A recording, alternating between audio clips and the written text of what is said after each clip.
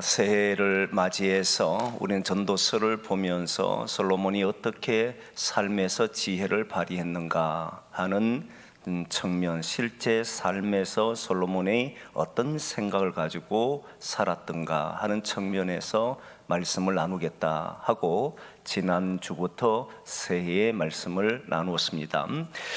솔로몬의 내용을 보면 그의 내용의 첫 번 출발부터 헛되고 헛되며 헛되고 헛되니 모든 것이 헛되도다. 해 아래서 수고하는 그 모든 수고가 사람에게 무엇이 유익한고 이렇게 썼단 말이에요.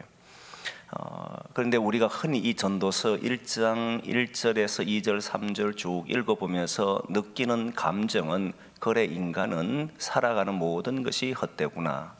솔로몬은 이것이 노년에 쓰였기 때문에 그는 삶을 돌아봤을 때 수고하는 수고의 헛됨에 대해서 강조하는 것이구나, 이렇게 단순히 생각했잖아요. 저는 그렇게 보았는데 다시 이 전도서의 말씀을 가지고 깊이 묵상하게 되면서 깨닫는 것 하나가 있었습니다. 뭘 깨달았냐면 무엇이든지 단정지어서는 안 된다 하는 거예요.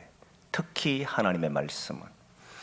여러분, 사람이 어떤 사물을 보고 또 사람의 행동을 보고 사람의 말을 보고 결국 판단하는 것은 그걸 본 사람, 들은 사람, 당사자, 곁에서 본 그 당사자가 곁에 지켜본 사람들이 판단하게 되어 있습니다. 그런데 단정을 하면 오해하기 너무 쉽다는 거예요. 그리고 그 오해가 넘어서면 관계가 틀어지고 사람과 사람 사이에는 피폐함밖에 없다는 사실을 많이 깨닫습니다. 그 사람과 사람 사이 일어나는 문제에 단정 짓는 것만큼 위험한 것이 없구나, 이 생각을 전도서 1장을 보면서 느꼈던 거예요. 왜냐하면 저도 전도서 1장을 보면서 단순히 그렇게 생각했으니까. 솔로몬은 뒤를 돌아보니 인생사가 헛되다라고 하는 말을 하는 것이구나, 이렇게만 생각했는데 솔로몬은 결코 그런 의미로 이 글을 쓰지 않았다는 사실이에요. 이것을 보면서 솔로몬은 얼마나 하나님의 뜻을 깨달으려고 했는지, 세상 만물의 이치를 깨달으려고 했는지, 사람의 마음을 알려고 했는지, 그 모든 노력의 결과로서 인간의 모든 삶이 헛되다는 것을 이야기했단 말이에요. 그리고 그의 수고, 그의 땀, 그의 노력, 그의 희생, 모든 것에 관심을 두고 했던 이것을 다 도외시해버리고 단순히 그 한마디의 말을 통해서 단정지었던 제 생각이 얼마나 어리석다는 것을 깨달았게 된 거라 이 말이에요. 그의 온 몸과 마음이 다 여기에 쏟아져 있는데 그 단순한 몇 문장을 마음대로 해석해 버려서 그 진정한 뜻을 구별하지 못하는 이런 어리석음을, 우리는 이런 누를 범하는 경우가 너무 많다는 사실을 깨닫게 된 거예요. 여러분, 정말 지혜로운 사람은 단정 짓지 않습니다. 정말 지혜로운 사람은 쉽게 판단하지도 않습니다. 그 내용이 뭔지를 깊이 생각하고 그리고 그 마음을 알려고 애를 쓰게 되어 있습니다. 단정 짓는 사람은 어리석다. 자기의 마음대로 해석하는 사람은 발전도 못할 뿐만 아니라 미련하고 결국 자기의 삶도 피폐할 수밖에 없다. 이것이 첫 번째 제가 깨달았던 말씀이에요. 그래서 우리는 하나님의 뜻을 너무나도 쉽게 자의적인 해석을 해서 이것이다라고 결론 내리지 말고 좀 더 하나님의 뜻에 가깝도록 또다시 기도하고 또다시 답을 찾아보고 또다시 엎드려보는 이런 훈련들을 하셔야 돼요. 왜냐하면 하나님의 생각은 가히 인간이 넘볼 수 없는 생각이고 인간의 온 머리를 다 동원하고 배운 지식을 다 동원한다 할지라도 깨달을 수 없는 것이 하나님의 뜻이기 때문에 하나님이 우리에게 열어주셔야만 우리는 알 수가 있는 존재이기에 그저 인간은 겸손하게 주의 뜻을 묻고 또 물을 수밖에 없다는 거예요. 그래서 하나님이 우리에게 열어주는 그 순간을 보고 우리는 계시가 우리에게 임하였다, 이 말을 하거든요. 계시는 원래 드러내서 보여준다, 이 말이거든요. 하나님이 우리에게 보여주기 전까지는 우리는 그 뜻을 알 수가 없는 존재들이다. 그러면 언제나 겸손하게 주의 뜻을 알기를 사모하고 주의 뜻을 알기를 힘써야 되는 사람들이 저와 여러분들이지, 단정 짓는 행동들은 우리가 쉽게 하지 않아야 된다. 그걸 1차 깨달았던 겁니다. 오늘 본문을 통해서 이제 솔로몬은 왕이 되어서 그가 무엇을 했느냐라고 봤더니 그는 이제 오늘 10절 12절 말씀부터 쭉 읽었는데 13절 말씀을 한번 보면 그렇게 깨달았다는 거예요. 한번 같이 보겠습니다. 13절 말씀 같이 봅니다. 시작. 마음을 다하며 지혜를 써서 하늘 아래에서 행하는 모든 일을 연구하며 살핀적 이는 괴로운 것이니 하나님이 인생들에게 주사 수고하게 하신 것이라. 여기서 잘 보면 이 솔로몬은 다윗의 왕이 되어서 한 일이 뭐냐면 마음을 다하여 지혜를 써서 연구하며 살폈다는 거예요. 그러니까 그의 지혜는 그냥 나온 게 아니었다는 사실입니다. 지혜는 그냥 나오지를 않습니다. 우리가 알고 있는 지혜는 지혜에 대한 정의를 내리기가 상당히 어렵고 지혜에 관한 책들도 봐도 각자마다 지혜에 대한 내용이 다 다릅니다. 그만큼 지혜는 지혜 용어를 결론 내리기가 어렵습니다. 그러나 인간이 배운 지식과 경험을 통해서 실제 우리가 살아가는 삶에서 바른 판단하는 능력을 저는 지혜로 보거든요. 우리가 뭔가를 부딪혀야 되고 그 부딪힘 속에서는 해결을 해내야 되는데 올바르게 해결하는 것은 결국 경험과 그리고 우리가 아는 배움을 통해서 나타날 수밖에 없다는, 그것을 실제로 활용하는 것이 지혜이다라고 저는 생각한단 말이에요. 근데 솔로몬이 우리는 지혜의 왕이라고 하는 것을 알지만 그 내용을 보면 솔로몬이 얼마나 왕이 되어서 이 지혜를 얻기 위해서 노력했는지는 우리는 간과하고 살아왔습니다. 단순히 솔로몬은 하나님께 지혜를 받아서 지혜로운 왕이야 너무 쉽게 생각했잖아요. 그런데 오늘 본문 내용 보니까 솔로몬은 이 지혜를 얻고자 연구하고 마음을 다하여 지혜를 써서 모든 일의 됨을 연구하고 했다, 이 표현이 나오잖아요. 이 사울은 그저 지혜의 왕이 된 게 아니었다는, 정말 지혜로운 사람이 되기를 원하는 사람들은 이 솔로몬과 같은 마음을 가져야 돼. 실제 왕이 되면 여러분 보면 하나님도 그런 생각을 하셨지만 솔로몬 왕이 구한 것이 은금도 구한 것이 아니고 그리고 권력을 구한 것도 아니고 지혜를 구한 것 때문에 하나님이 칭찬했지 않습니까? 이 말은 당대의 왕들은 대부분 구하는 것이 힘이었고 군사력이었고 그리고 자신이 가지고 있는 그런 놀라운 그 정치 이런 것들에 관심을 둘 수밖에 없거든요. 그런데 솔로몬은 독특하게 지혜를 구했어요. 보통 왕은 자기 주변에 지혜를 가진 사람을 두려고 하고 자기는 카리스마, 대단한 능력을 소유하기를 원했고 통솔력을 원하는 것이 일반적으로 왕이 가지는 특징이에요. 사람마다 가지고 싶은 것이 다릅니다. 어떤 사람은 무력이라 해서 그가 가지고 있는 힘을 다해서 자기의 기술과 능력을 키우고, 당시에는 무력이 최고였으니까 장군이 되고 싶은 사람이 있었을 것이고, 어떤 사람은 명예를 얻고 권력을 얻고 싶은 사람도 있었을 것인데 솔로몬은 힘을 다하여 얻고 싶었던 것이 있었는데 지혜였다는 거예요. 여러분, 우리는 자녀들을 양육할 때 공부를 시킵니다. 왜 공부를 시키는 것 같습니까? 지혜를 얻으라고 시키는 것 같습니까? 아니면 공부를 해서 잘 되라고 하고 싶어서 공부시킵니까? 아마 후자일 겁니다.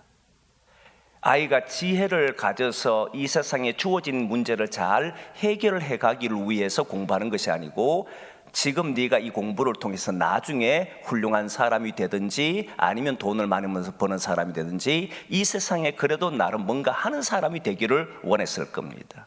문제를 해결해내고 거기에 답을 찾고 그것을 위해 살아가도록 하는 것을 위해 공부시키는 사람이 과연 얼마나 될까요? 저는 그런 사람을 잘 보지를 못한 것 같아요. 그저 잘 되는 것만 생각해서 공부를 시켰죠. 특히 우리나라는 1950년대 전쟁과 60년대 오면서부터 나라가 워낙 어려웠기 때문에 당시에 부모님들이 이렇게 살아서는 안 된다라고 생각하고 이 어려움은 공부를 해야 된다라고 생각했고, 자녀들에게 나는 못 먹어도 자녀들은 공부시키려고 했습니다. 그 내용은 뭐냐면 어려움을 이기게 하고 싶었던, 이 가난에서 벗어나게 하고 싶었지 지혜를 얻게 하려고 했던 것은 아니었던 게 확실합니다. 그런데 솔로몬은 지혜를 얻으려고 했다는 사실이, 대단히 뛰어난 사람이. 지혜를 얻는 것이 어떤 것보다 낫다는 것을 이미 그는 왕으로서 또 어릴 때부터 그 생각을 가지고 살아왔다는 것을 알 수 있습니다. 어느 순간에 나는 지혜를 원한 게 아니었다는 걸 알아요. 이 솔로몬은 어릴 때부터 시작해서 계속해서 관심을 뒀던 부분이 지혜였기 때문에 왕이 되어서도 지혜를 얻는 일에 소홀하지 않았다는 겁니다. 요즘 들어서 많은 이들은 그렇게 말합니다. 지혜가 참 소중하구나. 지혜를 얻고 싶어서 기도하고 자녀들에게도 지혜가 있도록 하기 위해서 기도하는 부모님들은 점점 늘어나고 있고 실제 많이 만나고 있습니다. 우리 아이가 똑똑해지기를 원합니다. 성공하기를 원합니다. 이 모습보다 진짜 지혜로운 아이가 되기를 원합니다라고 하는 기도하는 부모들도 많은 것을 보면 참으로 이 기도는 바람직한 기도다라고 생각해요. 어쨌든 솔로몬은 지혜를 얻은 것이 단시간 내에 얻어진 것이 아니고 그가 지혜에 대해서 사모함이 있었고 실제 지혜를 얻기 위해서 노력했다는, 어느 날 하나님이 갑자기 땅에 딱 떨어져서 지혜를 주신 것이 아니었다는 겁니다. 그는 힘써 마음을 다하여서 지혜를 얻고 할 때 하나님이 그때 물어본 거였잖아. 너 뭐 할래? 뭐 줄까라고 했을 때 바로 지혜가 나왔던 거예요. 여러분, 우리는 마음에 소원한 것을 아뢰을 수밖에 없습니다. 하나님이 지금 여러분들에게 뭘 주면 좋겠느냐라고 한다면 아마 각자마다 다를 수 있겠지요. 그런데 거기에 지혜를 원한 사람이 얼마나 될까? 이 생각은 해볼 만하지 않습니까? 만약 금전적인 문제가 심각하면 당장 주여 나는 이 돈이 필요합니다라고 말하는 사람도 있을 것이고, 출세하기를 원한다는 사람도 있을 것이고, 다양한 것을 원하는데 그 내용을 가만히 보면 그가 지금 가장 기다리고 바라는 것을 원하게 돼 있다는 거예요. 이 말은 솔로몬은 어릴 때부터 왕이 되었어도 이 지혜를 가지는 것을 소원하고 살아왔다는 걸 알 수 있고, 또 마음을 다하여 지혜를 써서 이런 문제를 알아보려고 했다는, 힘써 알아보려고 했던 이 내용들을 봤을 때 그는 단순히 지혜를 얻었던 것이 아니라 여기에서부터 하나님의 지혜로 가까이 나갔다는 것을 알 수 있습니다. 우리는 많은 사람들이 하나님 지혜를 원합니다라고 기도하는데 정작 그 기도하면서 실제 삶에서 지혜를 얻기 위해서 노력하지 않는 경우가 많고, 문제를 주어져 보면 지혜를 사용하는 것이 아니라 감정을 사용하는 사람도 우리 많다는 사실을 알잖아요.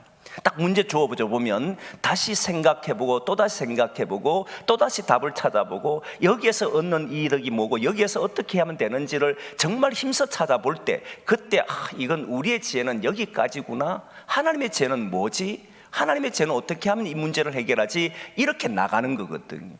이게 중간의 과정이 사라져버리고 나면 어떤 일이 벌어지냐면 인간은 아무것도 하지 않고 하나님이 주신 지혜로만 살려고 하는, 막연하게 기다리고만 있는 사람들이 돼버리더라는 거예요. 지혜를 구해본 자만이 인간의 지혜의 연약함을 알게 될 것이고 하나님의 지혜를 구하더라는 거예요. 그래서 솔로몬은 지혜를 구하고 살았다. 하나님의 지혜를 구한 것은 이후입니다. 왕이 되고 난 이후였고, 그가 어렸을 때부터 왕이 될 때까지도, 되고 난 이후에도 계속해서 지혜를 알고 싶었어요. 어떤 지혜를 알고 싶었느냐? 조금 전에 읽었던 13절의 말씀에 보면 그렇게 나오잖아요. 하늘 아래에서 행하는 모든 지혜다, 이렇게 나왔어요. 모든 일, 하늘 아래 다시 앞으로 넘을까 봐 13절 너무 빨리 넘겼어요. 하늘 아래에서 행하는 모든 일을 연구하며 살핀 적, 이렇게 나와요. 이게 하늘 아래에서 행하는 모든 일이라는 거예요. 대부분 하늘 아래에서 나타나는 모든 일을 어떤 일로 생각하냐면 만물의 이치, 자연의 이치를 아는 것을 사람들은 지혜자다, 이렇게 생각했습니다. 솔로몬의 위대한 점은 여기에 있었습니다.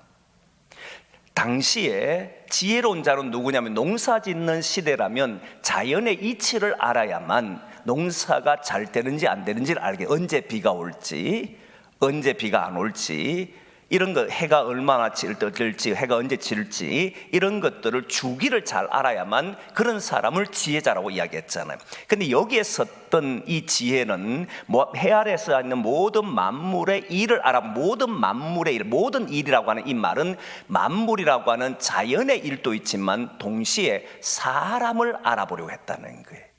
이게 탁월했습니다. 사람을 우리는 많이 알아보려고 할 것 같습니까? 사람은 부딪히면서 그냥 느낌 정도, 저 사람 이런 사람이야, 이렇게 생각하는 경우 참 많습니다.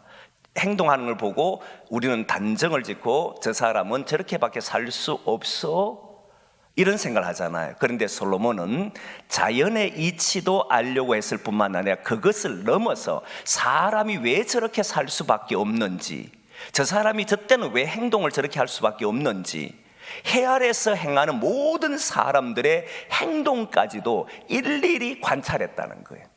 사람의 행동까지도 일일이 확인을 다 했다는, 그걸 깊이 연구한 사람이 솔로몬이라는 거예요. 그래서 오늘 본문은 오히려 만물의 이치, 자연의 이치를 말하는 게 아닙니다. 거기에서 보니까 사람들이 해 아래에서 수고하는 것이 무엇이 유익한가라는 말을 했는 것을 봤을 때 솔로몬이 더욱더 관심이 있었던 부분은 만물, 자연의 이치가 아니었고 사람이 살아가는 이치가 뭔지, 사람이 왜 그렇게 열심히 살려고 하는지, 저 사람은 왜 저기에서 극복을 못하는지, 저 사람은 왜 저기에서 잘하는지, 저 사람은 왜 저런 문제만 서면은 거기에서 한계를 느껴서 더 이상 나가지 못하는지, 왜 이런 문제만 생기면 주저앉는지, 사람의 마음이 왜 낙담이 일어나는지, 왜 사람들은 다시 도전하는지, 이런 모든 부분들을 이 솔로몬은 살펴봤다는 거예요. 이게 대단한, 대부분 당시의 지혜자는 자연이었습니다. 그런데 솔로몬은 사람을 봤다는 거예요. 사람을 보며 판단하는 것은 실제로 어렵습니다. 왜 어려우냐면, 여러분, 자연은 우리가 조금 전에 했던 것처럼 주기가 있어서 그 주기만 잘 파가면 답이 정해질 수 있습니다. 언제 씨를 뿌려야 되는지, 언제 농작물을 거둬야 되는지, 이런 것들은 그 주기를 파악한 사람이 되는데 사람의 마음은 주기를 파악을 하지 못합니다. 그렇잖아요. 사람 마음은요, 쉽게 파악이 되는 게 아닙니다. 사람 마음만큼 어려운 게 없습니다. 분명히 어제는 좋았는데 오늘 보니까 이상하게 변해졌어요.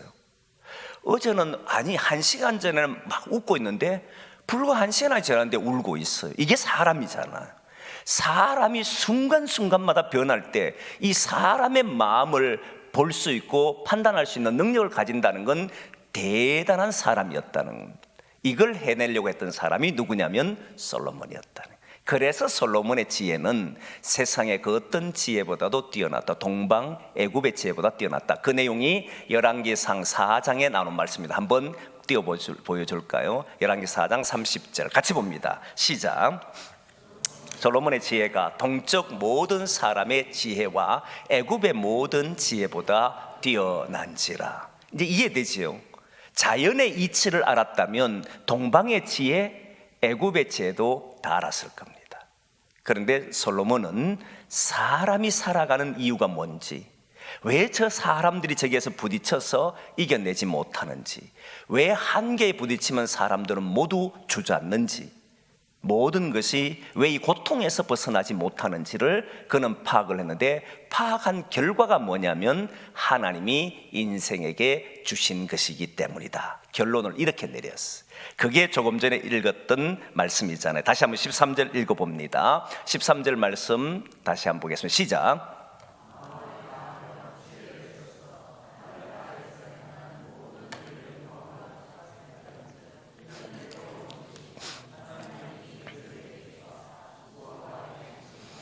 그가 사람을 보니까 자연을 보고서는 하나님이 인생들에게 주신 것이라고 밝히지를 못했을 겁니다. 하나님께서 말씀을 주셔서 이건 내가 준 것이야 라고 말했다면 누구나 알 수 있는 것이었지만, 그러나 살아본 사람들은 왜 이런 고난이 있지, 왜 이런 힘듦이 있지 라고 했을 때 이 솔로몬은 하나님이 주신 것이다 라고 하는 것으로 알았다는, 모든 게 수고하더라는 거예요. 그 수고는 인간이 고통스러운 것인데 벗어나지를 못하더라는, 어떤 경우에도 못 벗어나는 걸 알고는 왜 그런가 봤더니 하나님이 인간에게 주신 것이다, 이 점을 알았어요. 그런데 여러분, 여기에서 정말 조금 더 고민해. 솔로몬이 가진 것과 일반 사람들의 지혜자 가진 것과 차이가 뭔지를 조금 더 보셔야 됩니다. 무슨 이야기냐면, 일반 사람도 사람이 살아가는 게 고통이란 것 압니다. 여러분 모릅니까? 다 압니다. 지혜자가 아니라고 해도 이건 알아요. 단 한마디로 정의할 때 우리가 사는 것은 다 고통뿐이야. 이건 다 말합니다. 종교인들도 기독인이 아니라 일반 종교에서도 이 말합니다. 모든 사람들은 우리가 살아가는 것이 기쁨보다는 고통이 많다는 사실과 고통의 연속이라는 사실을 다 압니다. 무슨 차이가 있습니까?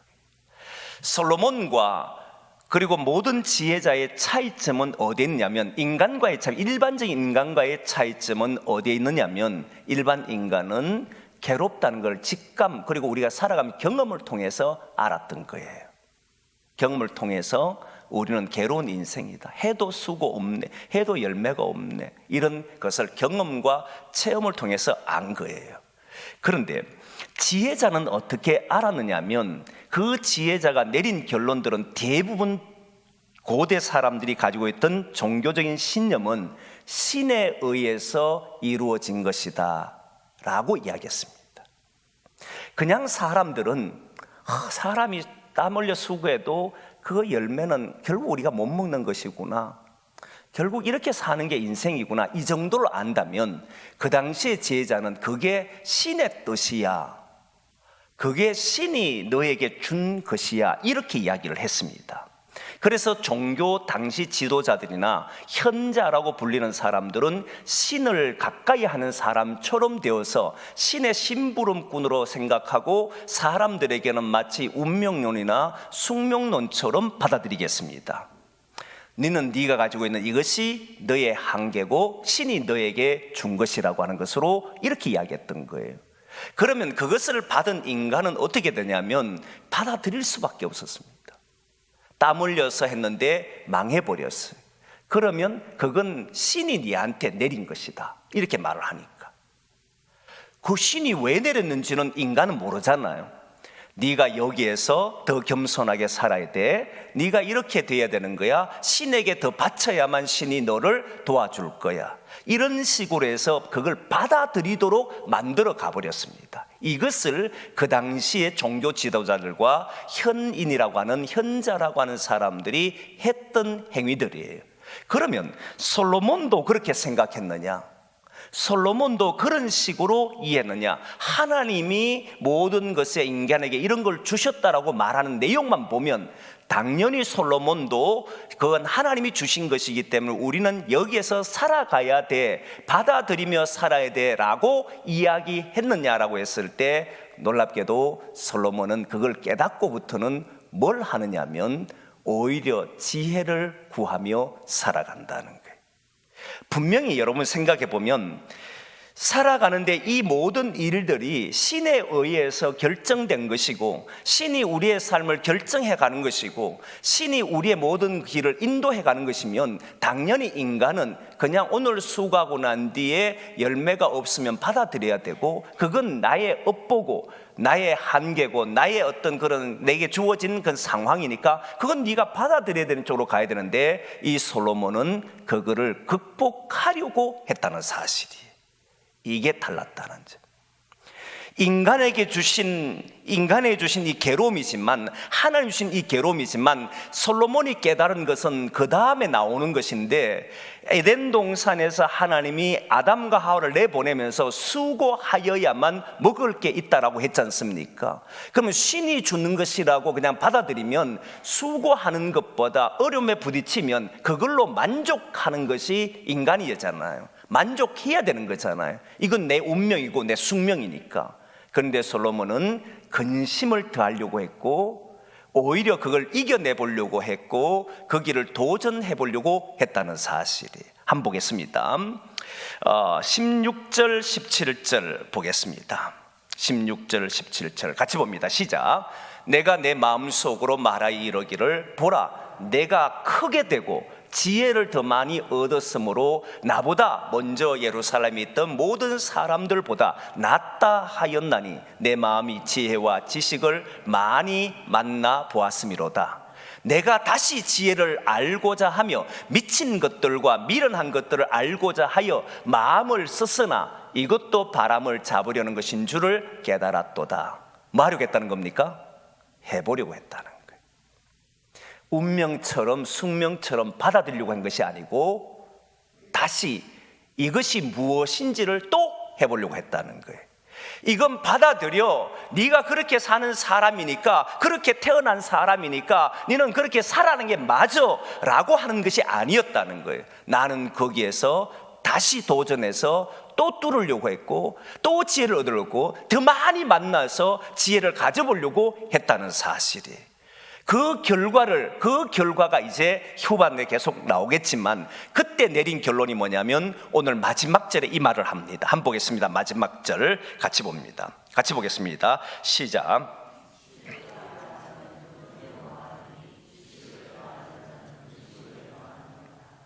그렇죠. 이 사람이 깨달은 것이 지혜가 많으면 이제 번뇌가 많고 지식을 다는 자는 근심을 많다. 이 말하니까 이 말 여러분 잘 생각해 보면, 아이고 그래 지식을 가지면 머리만 복잡하고 그런 근심만 더하구나 이렇게 생각 들지 않습니까? 그게 아니에요. 해결해 보려고 하는 사람들은 언제나 이렇게 됩니다. 이 솔로몬은 받아들이면 참 편했습니다. 그냥 신이 내한테 주어진 업보지, 신이 내한테 주어진 운명이지, 내가 감당해야 되는 그런 삶이지, 이랬으면 마음이 편안했을 겁니다. 그런데 이 사람 번뇌하였고 근심했다 소리를 하잖아요. 이 말은 그는 끝내 답을 찾으려고 했다는 거예요. 하나님이 우리에게 준 인생이지만, 그 인생은 괴로움이지만 이 괴로움으로 끝나는 것이 하나님의 뜻이 아니었다는 거예요. 그래서 나는 이걸 해결해 보려고 그렇게 살아왔다는 거예요. 단 한순간도 자기의 주어진 현실을 그저 받아들이고, 그래 나는 여기까지야 라고 말하지 않고, 나는 그것을 위해서 뚫어보려고 했는데 내게는 근심과 번뇌가 쌓이더라는 거예요. 그래도 나는 한다는 겁니다. 그리고 그가 깨달은 것이 무엇이냐면, 여기에서 하나님의 지혜가 있어야 하는 거구나. 결국 인간은 그 지혜로 뚫으려고 해도 뚫을 수 없는 이 지혜 속에 하나님의 지혜가 임할 때만이 여기에서 해결되는 것이구나, 이래 생각했다는 거예요. 솔로몬이 깨달은 게 참 놀라운 말씀이 하나가 있는데요, 그 말씀을 한번 읽어봅니다. 15절 말씀입니다. 한번 보겠습니다. 15절 말씀 시작. 구부러진 것도 곱게 할 수 없고 모자란 것도 셀 수 없도다. 이 구부러진 것이 뭐냐면요, 보통 물리적인 것도 있고 이건 그리고 정신적인 측면도 있어요. 아와트라고 하는 히브리어인데, 이 말은 물리적인 것은 어떤 그 물질적인 것이 구부러진 것을 말한 겁니다. 그런데 사실 물질적인 것이 구부러진 것은 시간이 지나면서부터도 해결합니다. 그렇잖아요. 못이 구부러져도 전에는 아무런 어떤 장비가 없으면 못 펴니다. 근데 요즘은 다 펴니다. 그렇죠. 녹일 수 있는 세상도 돼버렸으니까. 물질적인 것은 당시의 솔로몬도 물론 구부러진 것은 펼 수 없다고 생각해도 쓸 수는 있는데, 이 말은 오히려 훨씬 더 가까운 것은 정신적인 측면이에요. 사람이요 구부러져 버리면 못 펴니다. 이게 정말 놀랍잖아요. 사람 마음이 삐뚤어져 버리면 언제부터 삐뚤어졌는지 찾아보십시오. 왜 삐뚤어졌는지 찾아보십시오. 정말 그것이라고 생각되는지 답을 못 찾을 겁니다. 여러분 그렇게 생각 안 듭니까? 어떤 사람이 마음이 참 상했어요. 그래서 마음이 참 아파요. 왜 그러냐 물어보면 어떤 사건을 이야기하는데 정말 그럴까요? 그 사건이 아닐 겁니다. 이미 오래전부터 뭔가가 그에게 그렇게 판단하도록 만들어 놓은 것이 있을 겁니다. 그러니까 사람의 마음은, 사람의 정신은 구부러져 버리면 펼 수가 없더라는 거예요. 솔로몬이 깨달은 것 중에 하나가 이런 면이에요. 물질은 구부러지면 펼 수는 있는데 사람의 마음이나 이 정신은 한 번 구부러져 버리면 어디에서부터 어떻게 펴야 될지를 모르는, 편다고 해도 안 펴지는 것이 사실은 정신적인 거잖아요. 마음이더라는 거예요. 이건 펼 수가 없더라는 거예요. 또 하나는 재밌는 표현이 있었는데, 부족한 것은 셀 수 없다는 이 표현인데, 부족한 것을 셀 수 없다는 이 말은 사실 어떤 것이 가득 차 있고 거기에 10개가 들어가야만이 가득 찼다 이러면 그 중에 2개가 빠지면 셀 수가 없겠습니까? 10,000개가 있다라고 해도 그 중에 3개 빠졌다면 세면은 셀 수 있습니다. 그렇지 않겠어요? 근데 여기에서 부족한 거, 이제 모자란 것이란 이 표현은 부족하다라고 표현 쓰기도 하고 결핍됐다라고 표현도 쓰기도 해요. 그런데 다른 말로 하면 없다라고 하는 겁니다. 없는 것은 아무리 찾아도 찾을 수 없다는 거예요. 없는 것은 세지도 못한다는 거예요. 안 그렇습니까? 없는데 어떻게 셉니까? 이 말은 무엇이냐면 인간의 구부러진 것과 인간 속에서 만물에 일어나고 있는 사람들 속에 일어나는 것을 찾아보려고 해답을 주려고 해보니까 거기에는 답이 없더라는 거예요. 답이 없으니까 줄 수도 없고 셀 수도 없더라는 것이 솔로몬의 결론이었던 거예요. 그러니까 답을 얻으려고 번민하고 고민하고 했는데 결국 근심만 쌓여가다. 그래도 솔로몬은 포기 안 했습니다. 그러니까 최후에 그가 했던 게 뭐겠습니까? 하나님께서 너에게 뭘 줄까라고 물었을 때 바로 대답한 것이 지혜를 주십시오. 그때서야 사람의 마음이 구부러진 것을 펼 수가 있고 사람을 고칠 수 없는 것을 고치는 일들을 해내기 시작했다는 거예요. 하나님의 지혜로만이 구원이 이루어지더라는 거예요. 구원은 다른 데서 이루어지는 것이 아니라 하나님이 주신 이 지혜로만 이루어진다는 사실을 알았기 때문에 그는 하나님의 지혜를 구했습니다. 여기에서 중요한 것이 무엇이냐면 여러분, 솔로몬이 우리에게 보여주는 놀라운 점이 여기에 있습니다. 세상의 이치를 보면서 인간의 한계를 깨달을 때 답을 찾지 못하고 받아들이는 삶을 살지 않았다는 사실이에요. 끝내 답을 찾아보려고, 없는 답도 찾아보려고, 없는 답도 가져보려고 애쓰고 노력했을 때 모든 일은 어리석다, 네 그렇게 살아서 뭐 하느냐, 답 없는 것을 왜 그렇게 하느냐라고 할 때도 이 사람은 해보려고 했다는 사실, 저는 신앙인들이 가져야 될 자세라고 생각합니다. 주어진 문제 앞에 있을 때 돌아서거나 주저앉거나 후회하는 삶을 살아서는 안 됩니다. 번뇌가 생긴다 할지라도, 근심이 더해진다 할지라도 찾아야 합니다. 그때 그 다음에 일어나는 일이 무엇이냐면 하나님의 지혜를 구하게 될 겁니다. 아, 그렇구나. 인간에게는 답이라는 게 없겠구나. 그래서 솔로몬을 통해서 깨닫는 것이 여기에 있었다는, 우리에게 주어진 인생의 문제를 그저 받아들이려고만 하지 않았다는, 인간이 사는 곳은 이런 것이야, 결국 뭐 인간은 다 똑같이, 이런 생각 자체가 없었던 사람이 솔로몬이라는 거예요. 여러분, 우리 교회는, 우리가 모인 이 공동체는 인간이 모였기 때문에 어쩔 수 없어라고 하는 이 말이 사라지기를 원합니다. 만들어 가야지요. 하나님의 나라를 만들어 가야 하는 것이고 여기가 죄가 없고 죽음이 없는 곳으로 만들어 가야지요. 그런데 우리는 답을 찾을 수 있겠습니까? 없잖아요. 그때 찾아본 사람만이 나의 나약함을 알고 주님의 은총을 기다리고 주님의 지혜를 사모하게 될 겁니다. 그 지혜가 임할 때 우리가 있는 곳에는 새로운 일들이 일어나게 되는 줄 믿습니다. 그렇게 하시자. 운명론 어떤 것도 받아들여서는 안 됩니다. 숙명론도 받아들여서는 안 됩니다. 우리에게 주어진 모든 길 속에 답을 찾으려고 하시라. 그리고 그 답을 찾아서 함께 대화하시려고 하시라. 그리고는 그것이 부족하면 주님에게 지혜를 구하시라. 이게 그 당시에 모든 지혜자보다 달랐던 삶입니다. 저와 여러분이 이렇게 살아가기를 소망합니다. 나는 이것이 내 그릇이야 라고 생각하지 말고 하나님이 주신 그릇은 무궁무진하다는 걸 알고 함께 달려가기를 소망합니다.